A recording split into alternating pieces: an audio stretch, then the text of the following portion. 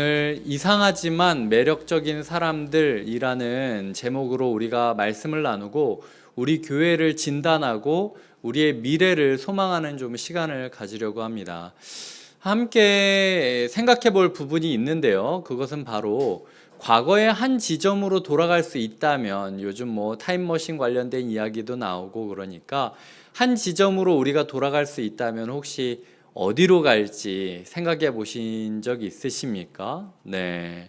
남자들이라고 한다면 대부분 아무리 지점을 찍는다 할지라도 내가 군대 이전은 안 간다 라는 단호한 결의를 얘기하실 수도 있고요. 여성분들은 좀 어떨지 모르겠습니다.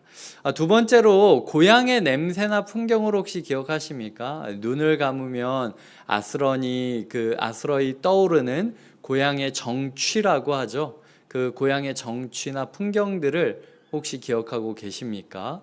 그 풍경에 머무르고 싶다. 그 풍경으로 돌아가고 싶다. 그때 해맑게 뛰어놀던 나의 그 모습으로 돌아갈 수 있다면 얼마나 좋을까. 이렇게 생각하는 우리의 마음들은 비단 저뿐만 아니라 모두가 생각하는 마음일 겁니다. 2018년도 영남일보에 나왔던 기사를 제가 살펴보았습니다. 전진문이라는 분이 그 귀소분능이라는 책을 읽고 쓴 책 소개 글이었는데요. 이런 글입니다. 제가 읽어드릴게요. 오늘날 확실히 알려진 사실 가운데 하나는 인간이나 벌과 마찬가지로 새들도 집을 찾는데 태양을 나침반처럼 이용한다는 점이다. 참고로 제가 기사를 찾아보니까 나방이나 벌레들도 안에 어떤 자기장 같은 거를 따라간다고 하더라고요. 야간에 이동하는 대표적 참새인 초원 멧새를 대상으로 실험한 끝에 녀석들이 자기, 별, 편광 등의 신호, 거기 태양까지 이용해 집으로 이동하는 방향을 정하고 경로를 유지한다는 사실을 밝혀냈다라는 글이었습니다. 그리고 냄새에 대해서도 이야기를 나왔는데요. 냄새에 의한 신호는 사회성을 띠는 곤충 무리에게 특히 중요하다. 연어에게도 있는데, 연어가 민물에서 알을 낳기 위해 바다에서 강을 따라 상류로 올라온다는 것은 잘 알려진 사실이다. 학자들이 어떻게 자기가 태어난 상류를 알까라는 실험들을 한 거예요. 근데 알고 보니까 그 실험 결과로는 냄새가 불어일으키는 향수, 이런 추억이 바람과 조류의 방향, 강물의 흐름 등을 통해서 알려준다라는 거죠. 그러니까 연어 생각에는 자기가 태어났을 정도로 환경이 좋았기 때문에 어렸을 때 자기가 태어났던 그 냄새, 그 조류, 그 강물의 색이 이런 것들을 판단을 해서 따라가고 내가 태어났던 그곳의 소위 냄새를 따라가다 보니까 자기가 태어났던 그 지점으로 올라가고 있다라는 겁니다. 그런데 이 글의 마지막에 이분이 이런 이야기를 썼습니다. 기억과 감정을 갖는 능력은 인간에게만 있는 것은 아니다. 다만 우리는 모든 조류와 포유류에서 그 보편적으로 찾아볼 수 있는 그런 능력을 갖고 있을 뿐이다. 다른 점이 있다면 이들 동물에게는 우리에게는 없는 특별한 감각이 있다라는 것이다. 이 특별한 감각이 이들을 우리가 알지도 못하는 그 과거의 지점으로 데려가 주었다라는 거죠. 동물이나 인간이나 공통되는 것은 우리는 모두 처음으로 돌아가고 싶은 것이다. 그리고 마지막에 이분은 나이가 들어갈수록 더욱더 처음으로 돌아가고 싶어진다라고 글을 적으셨습니다. 우리에게 특별한 감각이 있는가? 돌아가고 싶다라는, 우리가 어떤 특정한 대상한테 끌리는 이유가 무엇일까요? 이성에게 끌리는 이유들을 이야기할 때 어떤 사람들은 자기가 맨날 거울을 보니까 자기 거울의 모습과 비슷한 이성들을 봤을 때 끌린다라는 이야기도 있어요. 그리고 자기가 맨날 자기를 돌봐줬던 어머니, 아버지에 대한 그런 이미지를 상대방에서 찾게 되었을 때 그거에 대한 정취가 그 사람에 대한 호감을 더 확장시킨다라는 이야기도 들었거든요. 어떤 특별한 감각을 자극하는 무언가, 우리의 원천을 자극하는 무언가가 있다면 우리는 그것으로 끌리는 것이 사실이라는 겁니다. 어떤 분이 이런 이야기를 했습니다. 복의 자기력에 대해서 이야기를 했어요. 자기력에 대해 들어본 적이 있나요? 철로 만든 물체를 끌어당기는 힘을 말합니다. 놀라운 것은 하나님께도 끌어당기는 힘이 있다는 사실입니다. 사람들을 하나님의 복의 영역으로 끌어들이는 힘, 이것이 바로 하나님의 자기력이라고 이야기를 하는 거죠. 하나님에게는 항상 끌어당기는 힘이 있습니다. 그 끌어당기는 힘의 원천, 중심에는 무엇인가? 복이 있다라는 거예요. 사람들은 모두 복받고 싶어 합니다. 그러니까 필연적으로 뭔가 나에게 좋을 것 같고, 처음부터 태어났던 나의 삶에 복된 일이 있을 것 같다라고 한다면 기본적으로 마음이 끌리는 게 사실이라는 거예요. 그게 하나님의 복의 자기력, 하나님의 자기력이라고 하는 거죠. 그렇다면 그 자기력을 가진 존재를 뭐라고 부르냐? 우리는 자석이라고 부르잖아요. 하나님의 복의 자기력을 갖춘 존재를 누구라고 이야기하느냐? 그걸 교회라고 부른다라는 겁니다. 교회라는 존재는 필연적으로 태어났을 때부터, 형성됐을 때부터 사람들을 끌어당기는 힘을 가지고 있었다라는 거예요. 제가 오늘 드리고 싶은 건 많은 교회들이 사람들을 끌어당기려고 하지만 실제로 교회라는 정체성에 원래 주어졌던 그 정체성의 일부가 끌어당기는 힘이었다라는 거죠. 그러니까 누구를 끌어당기려고 내가 막 애를 쓰고 조직을 하고 행사를 벌이고 이게 아니라 교회의 교회다움을 이루기만 한다면 자성이 생긴다라는 거예요. 자기력이 분명히 존재한다라는 거예요.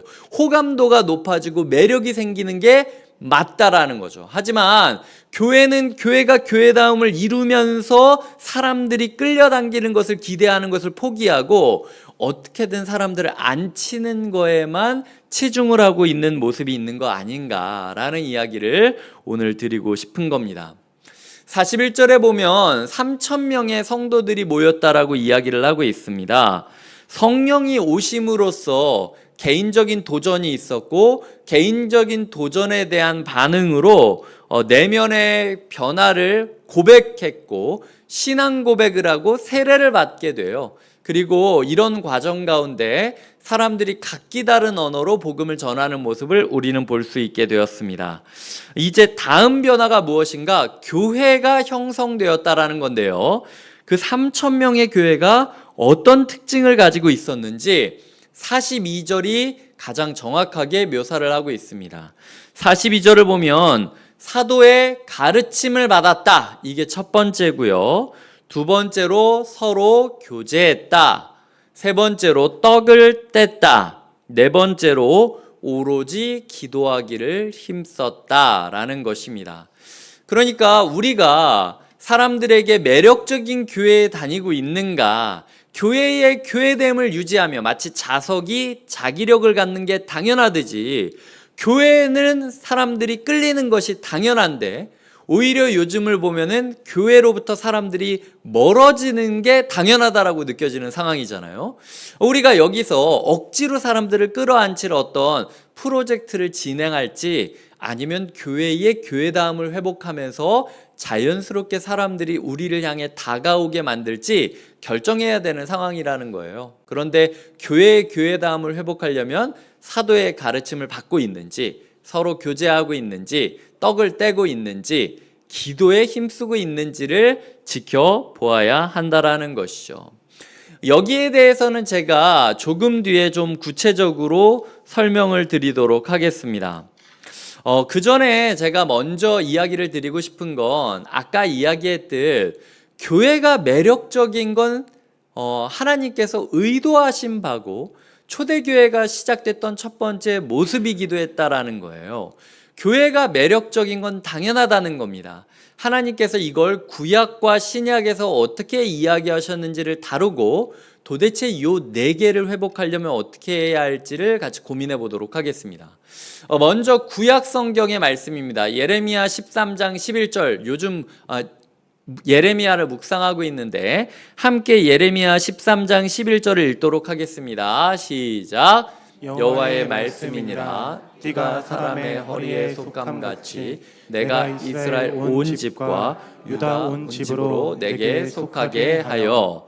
자, 보시면은 띠가 사람의 허리에 속했다라고 이야기하는데 이게 무슨 얘기냐면요. 어느 날 갑자기 구약시대 선지자 예레미야한테 하나님께서 너 거기 저기 가게 가서 장식용 띠, 명품 띠를 걸쳐라 라고 이야기하는 거죠. 우리로 치자면 하나님께서 저에게 갑자기 이야기하셔서 이광희 목사 명품 백화점 명품관에 가서 몇백만 원짜리 핸드백을 아니면은 지갑을 사가지고 와라. 그리고 설교할 때마다 네가 몇 주간 그 핸드백을 들고 설교를 해라 라고 이야기를 하는 거예요. 그래서 당시 유대인들의 옷은 긴 이불 같은 것을 대고 장식용 그 허리띠를 이렇게 딱 묶어가지고 옷 형태를 만들었거든요. 그러니까 장식용 띠라는 것은요, 가장 눈에 띄는 장신구입니다. 그러니까 사람을 봤을 때 가장 눈에 들어오는 화려함을 드러낼 수 있는 장신구를 뜻하는 거죠. 그 장신구를 딱 짊어지면서 성도님들이 저를 보면서 와, 이광희 목사님 진짜 저거 몇백만 원짜리야. 목사가 저런 거 살 수 있는 거야? 이런 생각이 들 정도의 띠를 예레미야가 띠고 막 휘청휘청거리면서 다니고 있었다라는 거예요. 그런데 예레미야에게 뭐라고 얘기하냐면 그 띠를 잠깐 사람들한테 보여준 이후에 강가에 묻으라고 하는 거예요. 그러니까 300만 원짜리, 400만 원짜리 핸드백을 갑자기 주변에 이렇게 설교하다가 보여주더니 그걸 갑자기 강가의 탄천에다가 묻는 거죠. 우리 성도님들이라면 안 그러겠지만 보통 사람이라면 가서 그거 제가 꺼내기 전에 다 헤집어서 가지고 오겠죠. 자, 근데 강가에 묻어둔 뒤 몇 달 뒤에 그걸 파내서 다시 설교단에 서라고 얘기한 거예요. 명품띠입니다. 눈에 보이는, 누가 봐도 와, 우리 목사님 힘 좀 썼네라는 명품띠예요. 근데 그 명품띠를 강가에 탄천에 묻어둔 뒤 몇 달 뒤에 파내서 다시 들고 설교단에 올라가라고 한 거죠. 그 띠가 과연 정상적으로 보였겠습니까? 아니면 누더기로 보였겠습니까? 누더기로 보였겠죠. 몇 달 동안 그 자리에 있으면서 썩어가고 벌레가 묻고 온갖 오물들이 묻었을 수도 있고, 그 당시 강가에는 고기 시체들이나 여러 쓰레기들이 있었으니까 이 음식물 쓰레기가 묻은 그런 모습이라고 생각하시면 좋을 것 같아요. 누더기가 된 띠를 들고 예레미야가 이렇게 말하고 있는 겁니다. 여호와의 말씀이다. 니네가 이 띠랑 같다. 하나님이 너희 명품으로 만들었으면 무슨 소용이 있냐? 너희가 너희의 인생을 땅바닥에 강바닥에 묻어버렸는데 하나님께서는 너희라는 명품띠, 이스라엘이라는 명품띠를 딱 띄우고 야, 내가 이런 신이야, 내 사람들이 이런 사람이야 라고 자랑하고 싶으셨다라는 거예요. 드러내고 싶으셨다라는 거예요. 하나님을 믿는다라는 게 얼마나 멋진지 보여주고 싶었다라는 거예요. 근데 명품으로 만든 너희인데도 불구하고 너희가 너희의 인생을 썩히면서 나의 말씀을 듣지 않고 너희의 인생을 썩히고 있기 때문에 내 이름이 모욕당하고 있고 내 명예가 모욕당하고 있고 내 영광이 모욕당하고 있다라는 것입니다. 그래서 후반절에 보면은 내 이름과 명예와 영광이 되게 하려고 너희를 띠로 삼았지만 너희가 말씀을 듣지 않았다라고 이야기를 하는 거죠.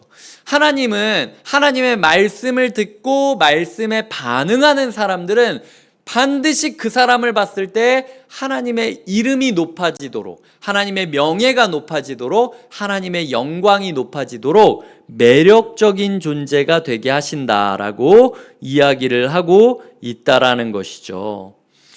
이런 부분에 있어서 우리가 하나님이 우리를 명품띠로 만드셨는데 우리를 입으신 하나님을 감탄하게 할 정도로 매력적인 존재로 말씀을 듣고 실천하며 살아가고 있는가? 예레미야의 호통을 우리 또한 들어야 된다라는 겁니다. 바울 또한 신약 성경에서 이렇게 이야기를 합니다. 디도서 2장 9절 10절에 보면 자기의 목회 후계자 디도에게 뭐라고 이야기하냐면 종들은 자기 상전들에게 범사에 순종하여 기쁘게 하고 거슬러 말하지 말며 심지어 종들이라도 하나님의 종들답게 하나님의 백성다운 특별한 종이 되어야 된다는 거예요. 매력적인 종들이 되어야 된다는 거예요.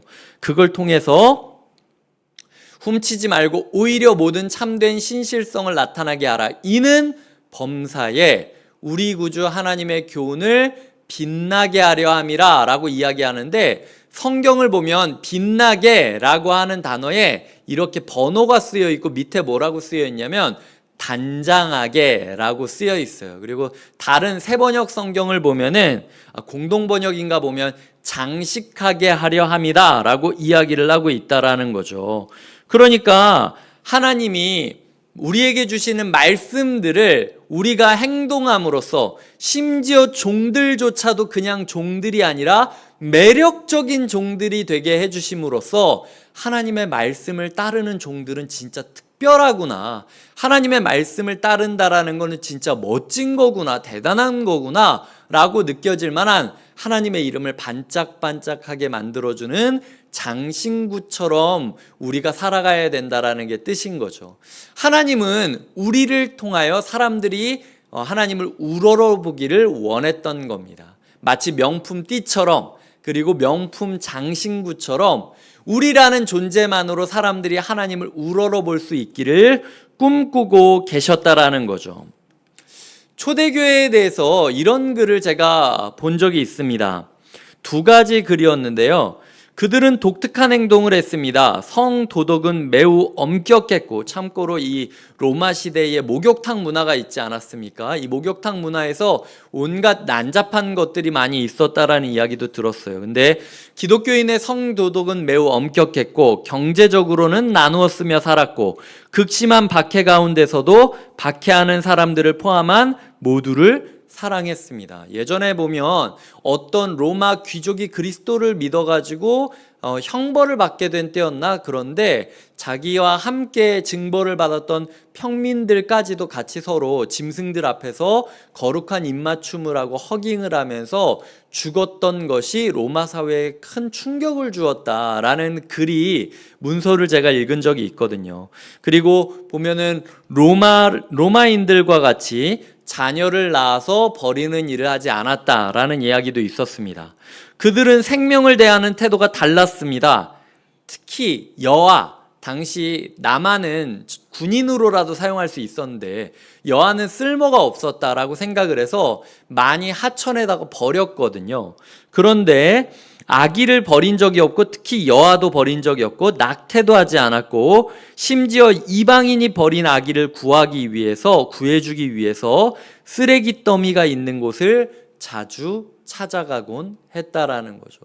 이런 모습들 때문에 초대교회에 여성 성도들이 많아지게 되고, 그리하여 초대교회가 독특한 문화를 형성하게 됐다라는 이야기를 읽은 적이 있습니다.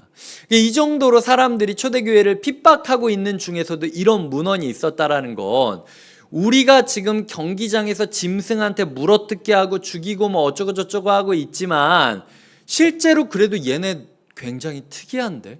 대부분 사람을 죽이면 우리한테 저주를 하거나 아니면은 뭐 내가 지옥까지 너를 따라가리라 뭐 이런 식으로 이야기를 해야 되는데, 우리는 당신을 용서하겠다라고 하고 서로 허깅을 하고 물어뜯겨 죽는 모습들, 아니면 우리는 돈이 안 되기 때문에 아이가 태어나면 그냥 길거리에다가 내다 버리면서 뭐 어때? 다들 그러는 거 아니야? 이렇게 생각을 했는데, 오히려 그 버려진 아기를 주워서 살리기 위하여 애쓰던 것이 기독교인들의 문화였다라는 거죠. 그래서 예전에 제가 대학교 때인가 배웠던 수업에서는 한 교수님이 이렇게 이야기하신 적도 있었습니다. 그래서 로마 사회 가운데 로마가 기독교인들을 그렇게 핍박하는 와중에서도 며느리는 기독교인을 찾았다 라는 이야기를 하신 적이 있었어요. 그게 뭐 어떤 문서에 나왔는지 뭐 이런 것까지 제가 확인이 안 돼서 가져오지는 못했지만, 심지어 저도 수업을 들을 때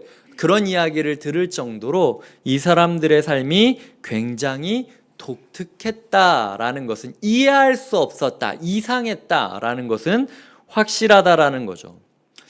당시 초대교회는 굉장히 오해를 많이 받았습니다. 예수의 피와 살을 나눈다는 성만찬을 이야기할 때 인육을 먹고 그 피를 마신다라는 오해가 일어나기도 했었어요. 그리고 억울하게 박해당하기도 했었습니다.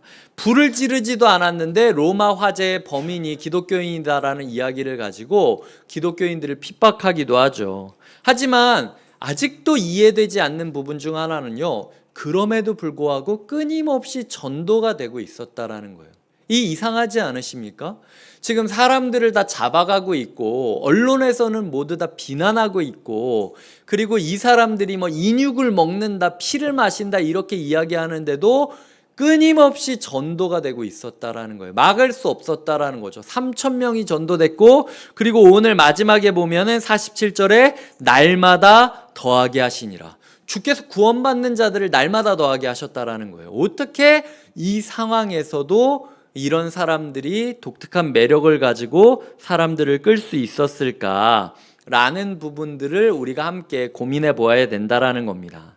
42절 마지막에 보면 힘쓰니라 라는 표현이 있는데요, 이 힘쓰니라는 표현은 기도하기를 힘쓰니라 라는 걸로 끝나는 게 아니라 네 가지 모두를 힘썼다라는 것입니다.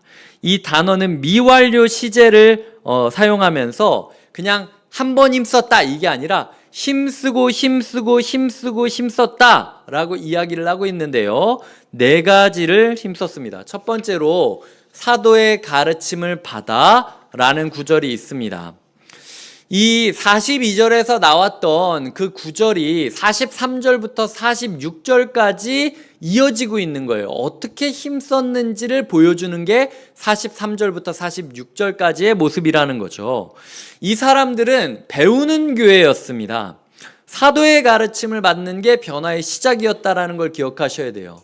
결국 교회를 다닌다라는 건 예배에 앉아 있는 것, 그리고 그냥 찬양을 하는 걸로 끝나는 것이 아니라 말씀을 배워야만 우리의 매력을 회복할 수 있다라는 거예요. 그런데 교회에 나오면서 정작 말씀을 배우고 말씀을 익히지는 않고 그저 목사의 설교를 듣고 가장 안 좋은 건 목사의 설교도 안 듣는 거고, 두 번째로 좋은 건 목사의 설교를 듣고 품평하는 거고, 세 번째로 좋은 건 목사의 설교를 듣고 자기의 삶에 적용하려고 하는 거고, 가장 좋은 건 목사의 설교를 듣고 도대체 뭔 말씀을 읽었길래 저 목사가 저렇게 얘기하는 거야? 성경을 보면서 본인도 묵상을 하고 말씀을 씹는 습관을 이루게 되는 것이 가장 중요하다라는 거예요. 사실요, 저는 사도가 아닙니다. 사도의 가르침을 받아야 된다라는 게 담임 목사의 가르침만을 받으라는 얘기가 아니에요. 사도는요, 지금 없습니다. 이 세상에서요, 자기가 사도라고 이야기하는 사람은 100% 이단입니다. 사도는요, 성경을 지은 사람까지를 우리가 사도라고 이야기를 해요. 예수님을 직접 받고 예수님을 경험했던 사람들을 사도라고 부르기 때문에 바울이 자기를 마지막 사도라고 얘기하잖아요.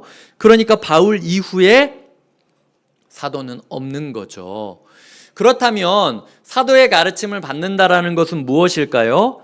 말씀을 읽는 겁니다. 목사 말씀 듣는 걸로 끝나는 게 아니라 여기 유튜브 말씀 저기 유튜브 말씀 듣고 끝내는 게 아니라 직접 내가 성경 몇 장 받는지를 고민해 보셔야 되는 거예요. 새벽마다 제가 설교를 합니다. 새벽 설교를 하기 전부터 제가 거의 한 2-3시부터, 거의 요즘 한 3시부터 뒤척뒤척이면서 휴대폰으로 그 말씀들을 보면서 이리 생각하고 저리 생각하고 사무실에 나와서 책들을 보고, 그리고 성경 말씀을 이렇게 분해하면서 검색하면서 제가 찾아보면서 이야기하는데, 제 설교 들어주시는 거는 너무 좋죠. 만약 안 들어주신다면 속상하겠죠. 하지만 듣고 그냥 끝내고 우리 목사님 좋은 얘기했다라고 끝내는 것보다 듣고 본인도 말씀을 봐야 되는 거예요. 목사님은 이걸 이렇게 생각을 했는데 오늘 하나님께서 나는 이 말씀을 이렇게 또 적용하게 하시는구나. 그러면 1+1이 되는 겁니다. 그게 제가 의도하는 새벽 설교를 큐티 본문으로 하고 있는 이유예요. 근데 아예 큐티도 안 하는 것도 문제고, 제 설교만 듣고 그냥 이광희 목사 설교가 끝나면 끝! 그냥 큐티 끝, 머릿속에서 지워버리고 그냥 하루를 살아가는 것도 문제라는 거죠.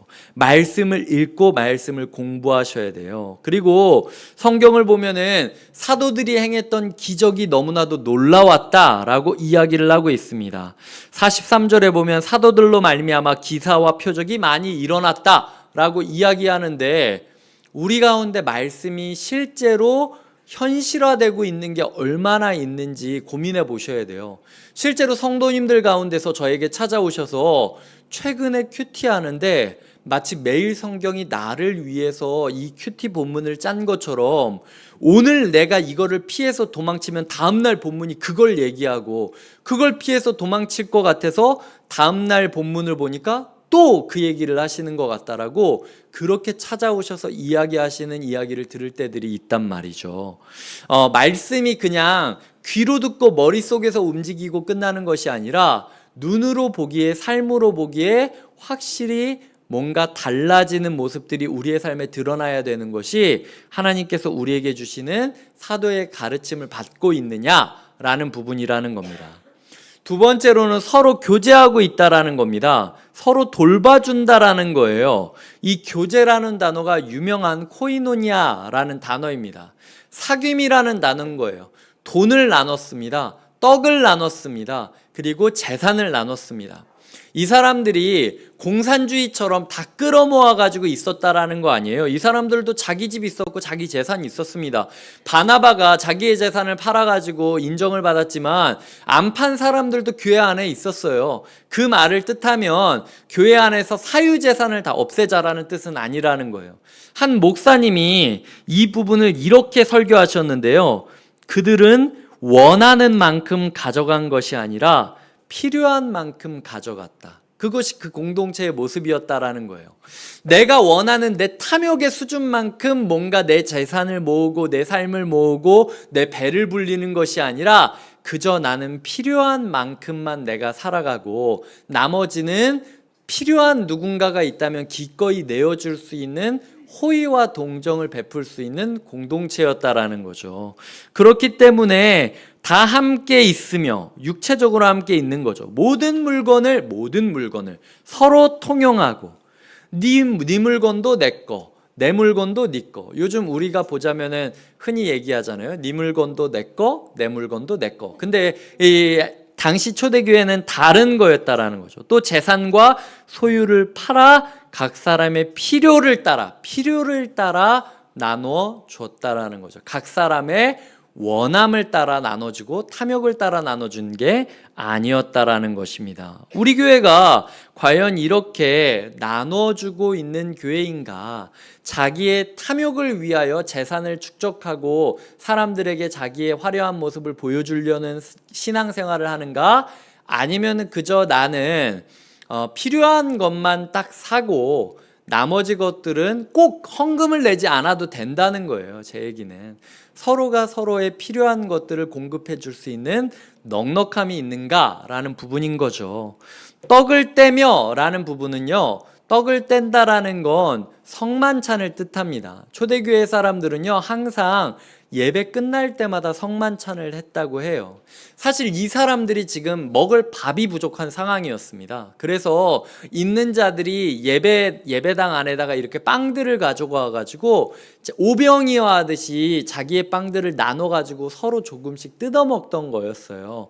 이렇게 이 사람들이 떡을 뗐다라는 표현은 예배에 집중했다라고 이야기를 하고 있다라는 거죠.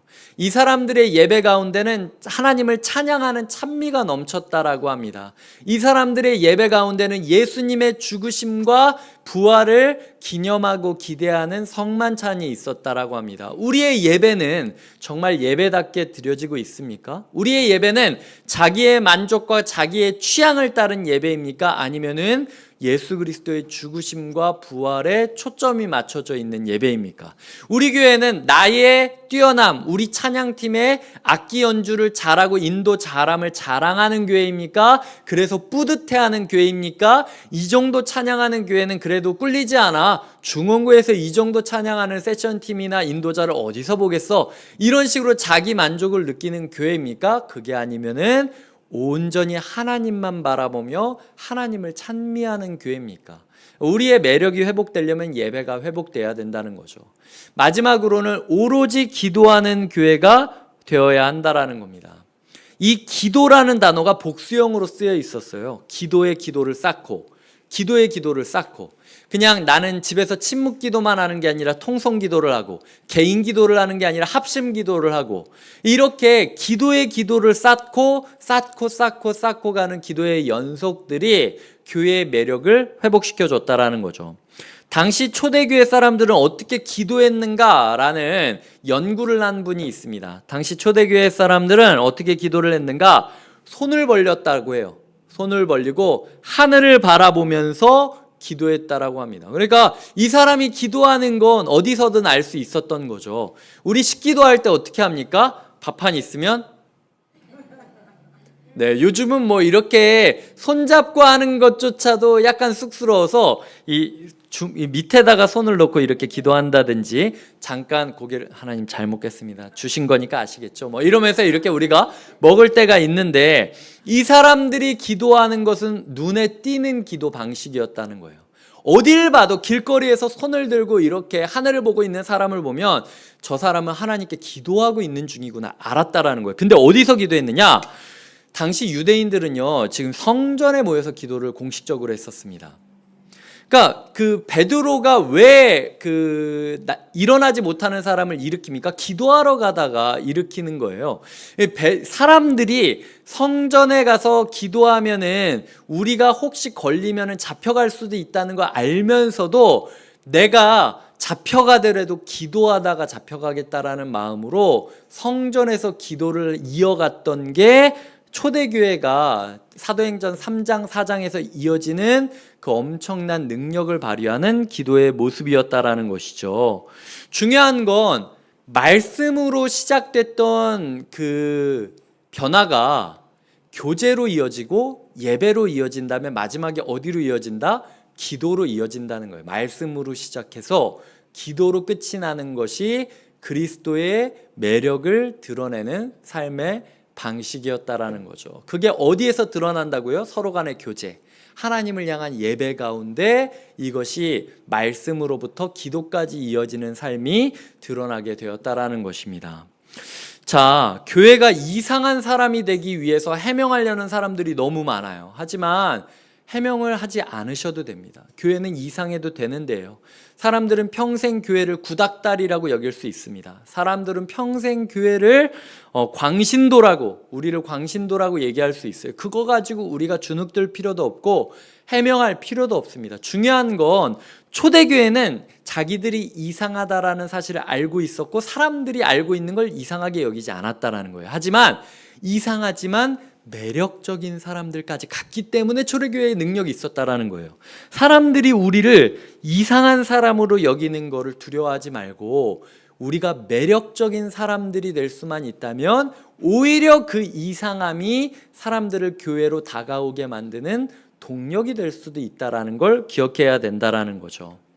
이런 글이 있습니다. 하나님은 자기 백성의 삶이 질문을 불어일으키기를 원하시는 반면 오늘날의 교회는 의혹만 불어일으킨다고 했다. 과연 우리 교회는 질문을 불어일으키면서 곁에 있는 교회는 이름이 그래서 그런가 좀 뭔가 다른 것 같아 라는 마음이 드는지, 아니면은 저거 진짜 맞는 거야? 사자 아니야? 그 인터넷에서 곁이라고 치면은 좀 이상한 데만 나오던데 여기도 그런 데 아니야? 라는 식으로 의혹만 불러일으키는 것이 우리 교회의 모습이 아닌지 고민해 봐야 된다는 거예요. 사람들이 우리 삶이나 우리 교회를 지켜보면서 어떤 질문을 하는지 우리가 한번 돌아볼 필요가 있다라는 것입니다. 이제 우리의 논의를 좀 마치도록 하겠습니다. 자석에 자기력이 있는 것은 당연하듯이 교회에 매력이 있는 것은 당연해야 돼요. 근데 많은 교회들이 매력적인 교회가 되기 위해서 방법들을 막 합니다. 새 가족이 왔을 때 막 어떤 옷을 입고 이렇게 환영해주면 매력적입니다. 아니면 스타벅스처럼 실제로 교회 제가 책들을 읽은 것들이 이런 책들이 있는 겁니다. 스타벅스를 모방해가지고 스타벅스 인테리어나 사람들을 맞이하는 것들이나 불러주는 호칭들이 있으니까 이러이러하게 하면 사람들이 교회를 매력적으로 느낄 겁니다. 이런 책들을 저도 본 적도 있었어요. 근데 그게 중요한 게 아니라는 거죠. 교회의 이상함을 당연히 여기고 매력을 회복해 간다면 우리 교회가 교회로서 하나님이 아름답게 여기시는 가장 귀한 장신구, 가장 귀한 명품 가죽 띠가 될 것을 믿으시기를 부탁드립니다. 그리고 그런 교회가 되기를 사모해 주셨으면 좋겠어요. 함께 기도하겠습니다.